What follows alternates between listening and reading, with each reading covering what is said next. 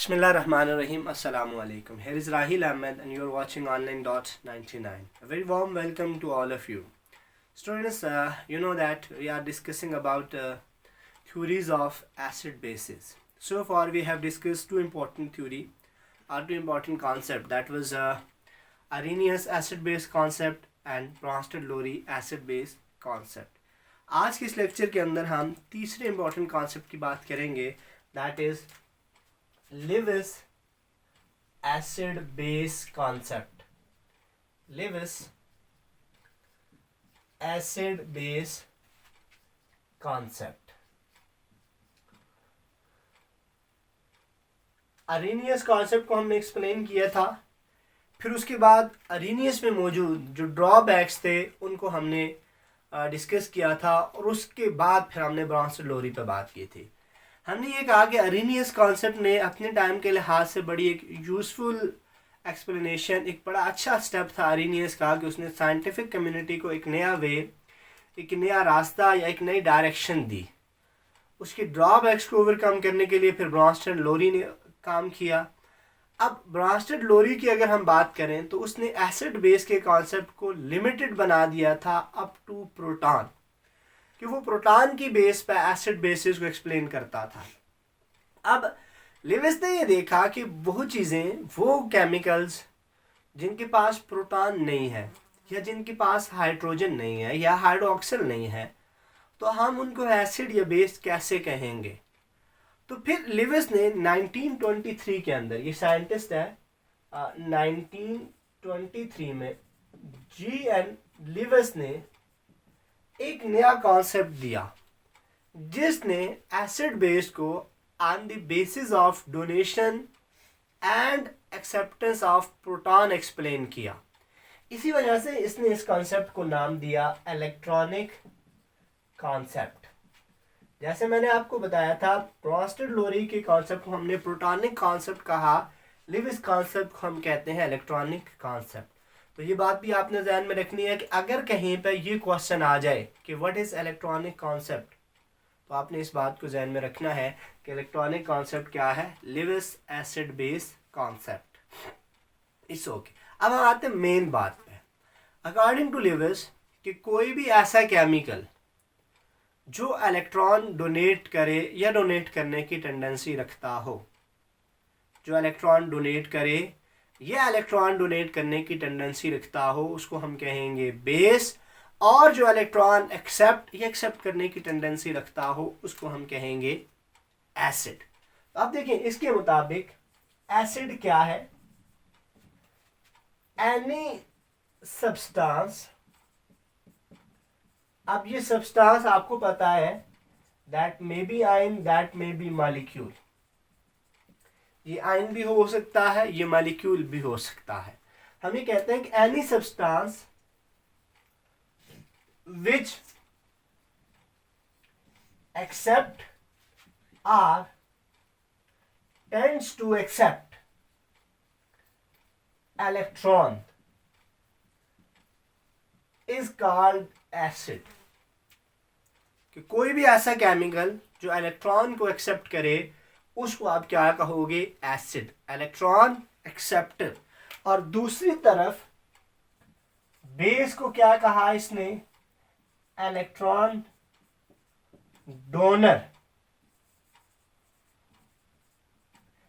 Any substance which donate or tend to donate electron, कि जो electron donate करे या डोनेट कर सकता हो, तो उसको हम क्या कहेंगे, बेस कहेंगे. तो अकॉर्डिंग टू लिविस कॉन्सेप्ट आपने ध्यान में रख लेना है, electron acceptor is acid and electron donor is base. यहाँ तक ये चीज़ आपने ध्यान में रखनी है.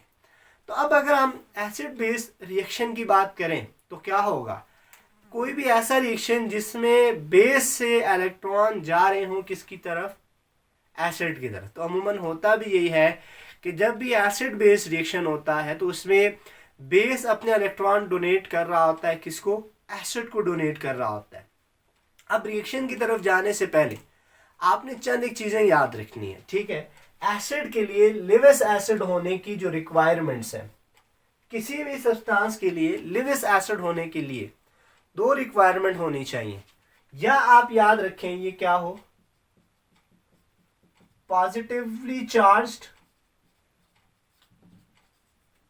अगर वो पॉजिटिवली चार्ज हुआ तो इसका मतलब it is electron deficient and it has space to accept electron.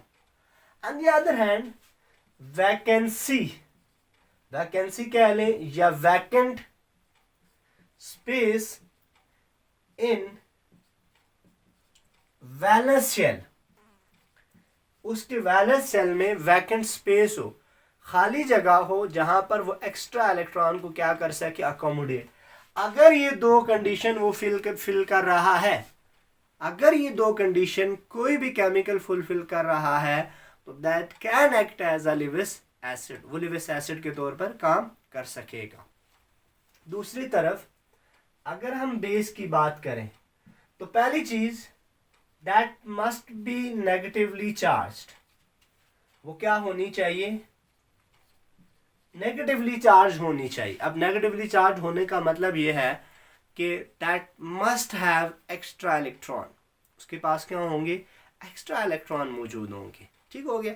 दूसरी चीज उसके लिए ये होनी चाहिए कि that must contain lone pair of electron. Lone pair का मतलब यही होगा कि जो बॉन्डिंग के अलावा एक्स्ट्रा इलेक्ट्रॉन है, नॉन बॉन्डिंग इलेक्ट्रॉन्स, ठीक है, वो उसके पास मौजूद हैं। तो वो ये टेंडेंसी रखेगा कि वो उन इलेक्ट्रॉन्स को क्या करे, डोनेट कर दे। ठीक हो गया। अब यहां पे हम एक चीज कहेंगे कि इस रिएक्शन को, अगर इनके रिएक्शंस को देखें, फॉर एग्जांपल देखें BF3 प्लस NH3, आपको पता है कि BF3 में 3 बॉन्ड बनाने के बावजूद बोरान के पास ये टेंडेंसी है कि वो 2 इलेक्ट्रॉनों को और अकोमोडेट कर सके। ठीक है। और NH3 में 3 बॉन्ड बनाने के बाद नाइट्रोजन के पास 1 इलेक्ट्रॉन पेयर मौजूद है, तो फिर क्या करेगा ये नाइट्रोजन, अपना इलेक्ट्रॉन पेयर इसको डोनेट करेगा। तो इस रिएक्शन में आपको नजर आ रहा होगा कि this is electron pair donor, it's mean it is base, and this is electron pair acceptor, लिहाजा इसको आप क्या कहोगे, एसिड। ठीक है। अब देखें ये अपना पेयर डोनेट कर रहा है, इनके बीच में जो बॉन्ड बनेगा वो कौन सा होगा, कोऑर्डिनेट कोवेलेंट बॉन्ड। तो आप इसको देखें क्या कहेंगे, इसका बॉन्ड आप यूं शो करोगे एरो के साथ, ये हो गया, और ये BF3 उस तरह से। ठीक है। तो it's mean NH3 is base and BF3 is an acid. Similarly अगर हम देखें, इसको देखें H पॉजिटिव, ठीक है, एंड NH3, इसको अगर हम देखें तो यहां पर भी वही केस है, ये क्या बनेगा, NH4 पॉजिटिव। ठीक है। तो इसको आप क्या कहोगे, दिस इज व्हाट, एसिड। ऊपर हमने कहा था पॉजिटिवली चार्ज होना चाहिए, और this is already discussed has a base. ठीक है। तो this was all about Lewis concept, electronic concept that explained acid base on the basis of acceptance or donation of electron. I hope ये बातें आपको समझ में आ चुकी होंगी. Still, if you have any confusion, any problem regarding this topic, you can share it in comment box. Thank you very much.